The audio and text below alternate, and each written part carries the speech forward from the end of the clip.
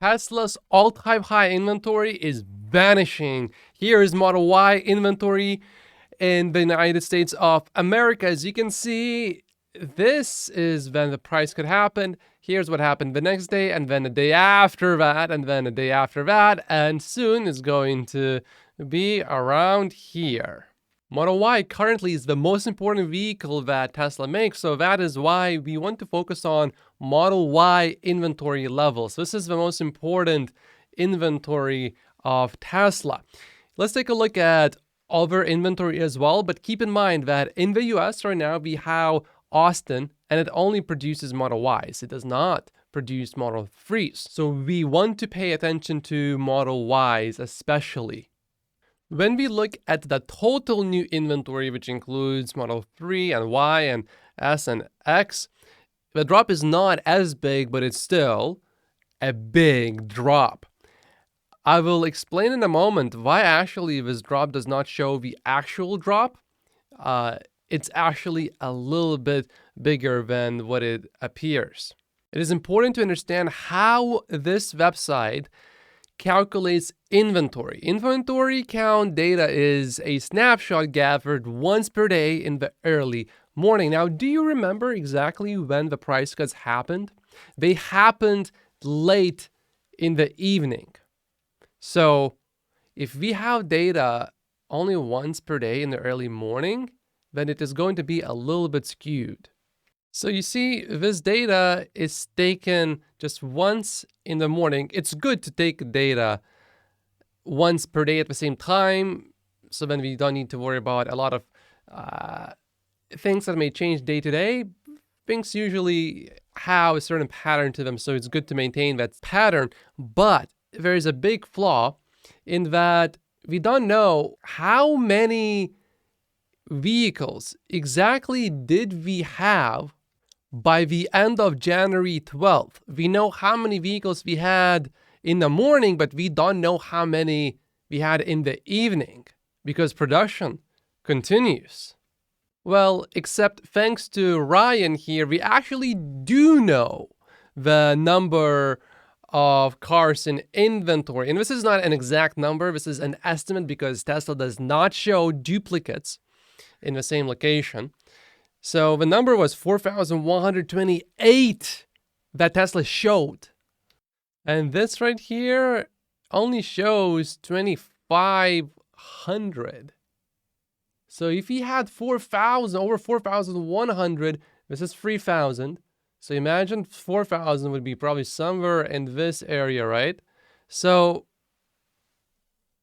inventory dropped from about here to here the first day, and then the second day, boom, and then the third day right here.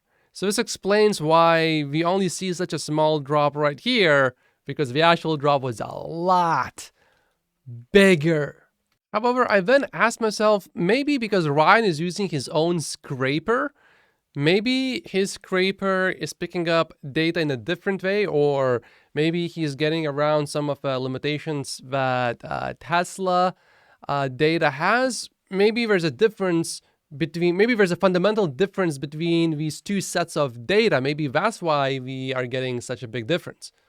Ryan today at 8 a.m. Pacific time said that inventory had 1,234 vehicles, and that matches Matt Jung's data. This is built by Matt Jung, very closely, given that this is not produced at the same time. There will be a little bit of a difference. So this seems to have the exact same data from comparing these two numbers. So yeah, the actual initial inventory was much more higher than what this chart would suggest.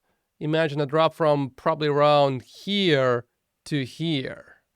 In percentage terms, by how much did Tesla's inventory actually drop? Now we are sitting at 1,186, and that is a 71% decrease in inventory. Ryan doesn't break down his numbers by the model, so I can't know exactly how impressive this chart would have looked if we had the data at the time when the price could actually happen. Probably it would have dropped from somewhere like here. So this chart would look even more impressive in terms of how effective the price cut has been for the Model Y. So while it is not wrong to say that Tesla's inventory went down by 51% based on this chart, the actual number should actually be 71%. So just keep that in mind when you see someone talking about it. And things are actually looking better than how they appear. Also, interestingly, CarMax sold 57% of its entire Tesla inventory in the past 24 hours, says car dealership guy on Twitter. And look at all of this excitement happening. Sawyer is saying, I have never gotten so many DMs and messages from people showing they have ordered a new Tesla than I have gotten in the past 72 hours, with the Model Y long range starting at $45,500 and Model 3 rear-wheel drive starting at $36,500, both after incentives, of course. People are very excited, and no wonder, because these are really absolutely astonishing deals. It still gets even better. Check this out. I went to Tesla's website. I entered a zip code of Los Angeles and I sorted vehicles from lowest price to high price, and I'm looking for a Model Y, and show me a single Model Y that is below $55,000. That is important because only at a price that is below $55,000 will you get the $7,500 credit. I just tried another zip code and the same thing all over again. So all of these Model Ys have special colors or wheels or other options that make them a little bit more expensive, and therefore they don't qualify for the EV tax credit. Billion-dollar fund manager Ross Gerber says that these price cuts will not last past quarter one. Better act fast. And he's probably right. There's going to be a backlog again. On Twitter today, we had James saying that he made a lot of noise about Elon's acquisition of Twitter and his online behavior. James is saying that I presented various sources of evidence showcasing how Elon was hurting Tesla. Some didn't believe it.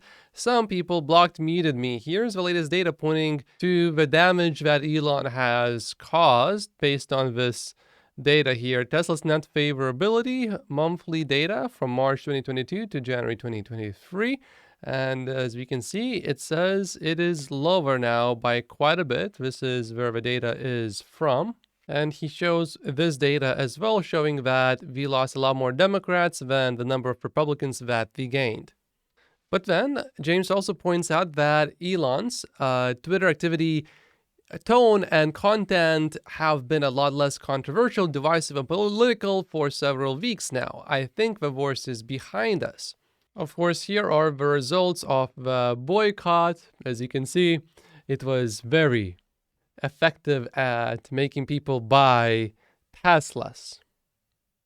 I would agree with Alexander here that before the price cuts, maybe that was a little bit more of an issue, but today, no, not at all.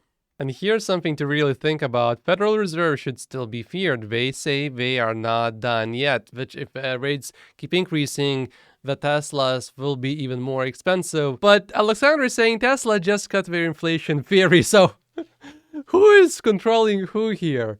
Tesla, by cutting prices, is basically saying, hey, look, here's deflation. We just cut prices. The cars are now much more cheaper.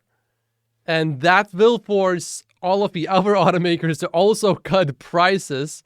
And that gives one piece of data for the Fed to look at and say, oh, maybe we should stop raising rates. Maybe we should cut. Also, like I said before, the main reason why I'm not worried about Elon saying political things on Twitter is if that really affects Tesla, he will just change his behavior, which we are seeing that now. That's the main reason why I'm not worried. And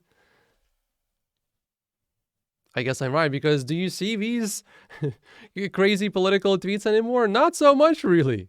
But if the backlog comes back strong, I wouldn't be surprised to see some very dividing tweets, perhaps. It's just a matter of time. You know that. And one more time to everyone who has been following Tesla, it is no surprise that Tesla actually cut prices. Elon did say on July 15th, if inflation calms down, we can lower prices for cars. And inflation has been slowing down. Hopefully this trend continues. And Gary is saying that if you look only at the last 3 to 6 months of inflation data, and if you analyze that, you get about 2% inflation already. Hopefully we don't have any more huge spikes like we had before. And these are 48 reasons why I only own Tesla stock in my stock portfolio. Like and subscribe if you haven't yet, and I will see you in the next video. Thank you so much for watching.